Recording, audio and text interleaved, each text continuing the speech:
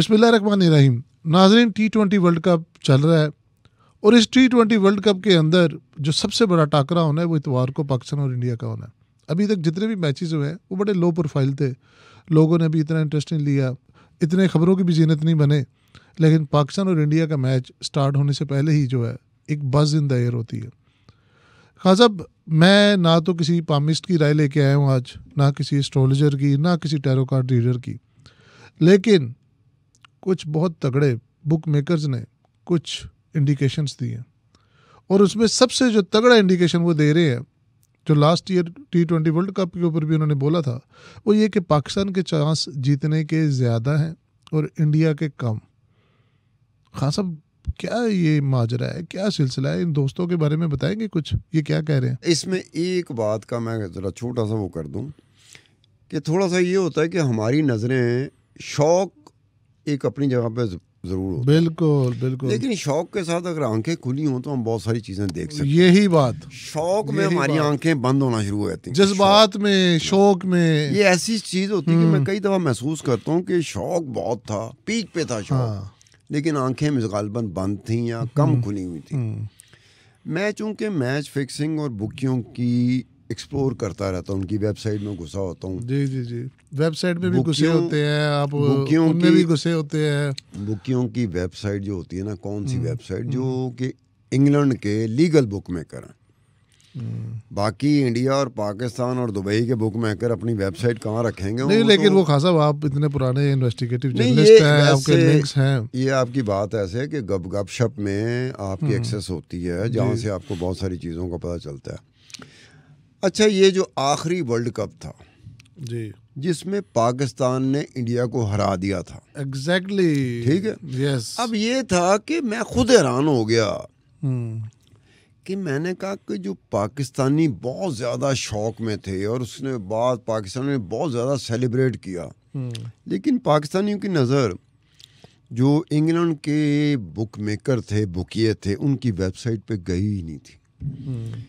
कि मैच से 2 दिन पहले उनकी वेबसाइट में उन्होंने भाव देने होते हैं, रेट देने होते हैं, ऑड्स देने होते हैं। उनका लाखों करोड़ों का धंधा है, रोजी रोटी है उनकी।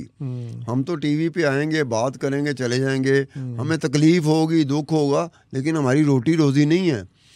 इंग्लैंड के बुक मेकर के, लीगल बुक मेकर की तो रोटी रोजी है, लेकिन वो बड़ी रिसर्च करते हैं।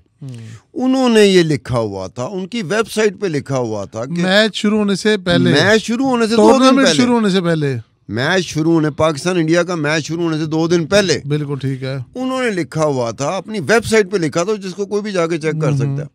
उन्होंने कहा था कि पाकिस्तानी ओपनर बाबर आजम और मोहम्मद रिजवान और 1 डाउन फखर जमान।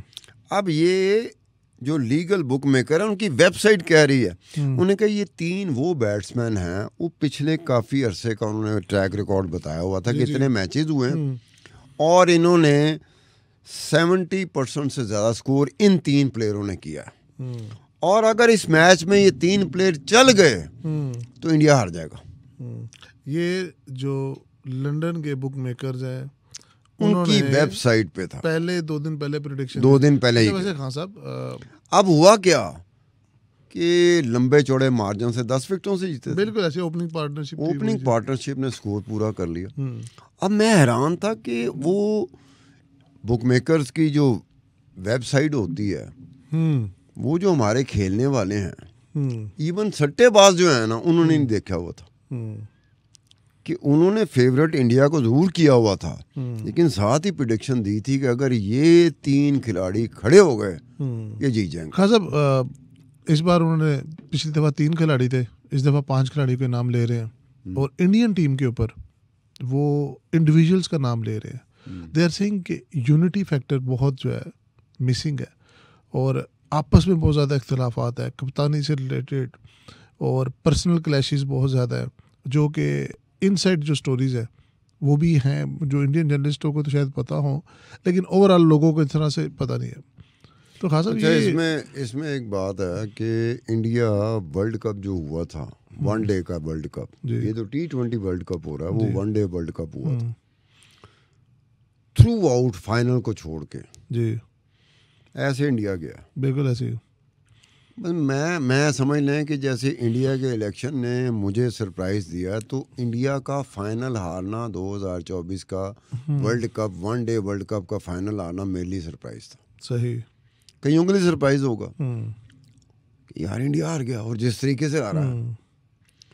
वहाँ से क्या हुआ कि रोहित शर्मा वो कप्तान इंडिया क्रिकेट टीम का, उसके बाद ये आईपीएल शुरू हो जाता है। बिल्कुल। आईपीएल में रोहित शर्मा की टीम भी मुंबई इंडियन है। यस। रोहित शर्मा काफ़ी अरसे से मुंबई इंडियंस का कप्तान है, 5 मरतबा वो आईपीएल टाइटल जीत चुका हुआ है। उसको रिप्लेस कर दिया जाता है उसको हाँ। अब आप वो क्या कहते हैं, पांड्या के साथ। पांड्या को आप लेते हो। पांड्या 1 साल पहले जो गुजरात टाइटंस था उसका कप्तान था, और गुजरात टाइटंस आईपीएल का टाइटल जीत गया था 2 साल पहले। अब आपने अगर पांड्या को लेना, हार्दिक पांड्या है ना, हाँ जी, हार्दिक पांड्या को लेना है तो हार्दिक पांड्या को आप टीम के खिलाड़ी के तौर पे ले सकते हैं। सही। आपने कहा कि गुजरात टाइटंस को इसने वर्ल्ड कप जिता दिया, आपने आईपीएल उसको का आपने आईपीएल में उसको कप्तान बना दिया और रोहित शर्मा साहब को नीचे कर दिया। तो ये हुआ कि बाकायदा जब मैच शुरू हुए आईपीएल के, तो बाकायदा जो हूट किया करते थे, हूट को क्या उर्दू में कहेंगे, आवाजें कसते थे स्टेडियम के अंदर, वो बिल्कुल मुंबई इंडियंस के जो सपोर्टर थे अपनी मुंबई इंडियंस के कप्तान के ऊपर आवाजें कसते थे, हार्दिक पांड्या के ऊपर। तो एक मरतबा तो ये विराट कोहली जो है पब्लिकली वो विराट कोहली अब रॉयल चैलेंजर बेंगलोर की तरफ से खेलता है। रॉयल चैलेंजर बेंगलोर का मैच था मुंबई इंडियंस के साथ, तो ये फील्डिंग करा था विराट कोहली। फील्डिंग करते हुए उसने हाथ जोड़े हैं मुंबई इंडियन के सपोर्टर्स के कि खुदा के लिए हार्दिक पांड्या आपका कप्तान है, आप उसको आवाजें कस रहे हो। उसे कहना पड़ा। फिर एक नेट प्रैक्टिस नहीं होती, नेट प्रैक्टिस में हार्दिक ने और रोहित शर्मा ने एक दूसरे को गले लगाया था। सही। Just to give good image, अच्छा बिल्कुल अपने सपोर्टर को कि यार हमारे दरमियान लेकिन वो मामला ऊपर से क्या हुआ कि मुंबई इंडियन इस बुरे तरीके से हारी आईपीएल, इस बुरे तरीके से हारी। मैं कितनी दफा कहूँगी इस बुरे तरीके से, इतने बुरे तरीके से हारी। अब लोगों के ऊपर आ गया कि यार ये हार्दिक पांड्या, वर्ल्ड कप में जो क्रिकेट बोर्ड है जिसमें राहुल द्राविड भी है, जिसमें अजीत अगरकर है। अजीत अगरकर हमारे दौर में एक बॉलर हुआ करता था, वो चीफ सेलेक्टर है उनका। ठीक है, राहुल द्राविड है और उनका जो एक और है, तीसरे का नाम नहीं मुझे आ रहा। इन तीनों की बैठक होती है, इन तीनों की बैठक से आवाज़ निकलती है। उससे पहले Hardik Pandya vice president, vice captain Indian cricket team, वहाँ से आवाज़ क्या निकलती है कि हो सकता है वो वाइस कप्तान ही ना रहे। सही। हार्दिक पांड्या। सही।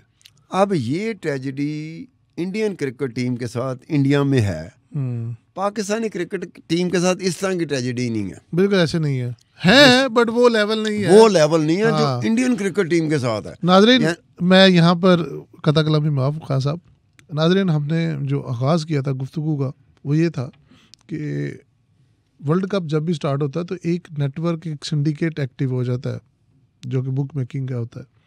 और खान साहब ने बड़ी अच्छे तरीके से बताया कि किस तरह से वो सिंडिकेट फैला हुआ है, और उनकी जो खबरें आती हैं उनके अंदर जो मैच्योरिटी लेवल होता है और जो बाउंस रेट बहुत कम और मैच्योरिटी लेवल बहुत हाई होता है।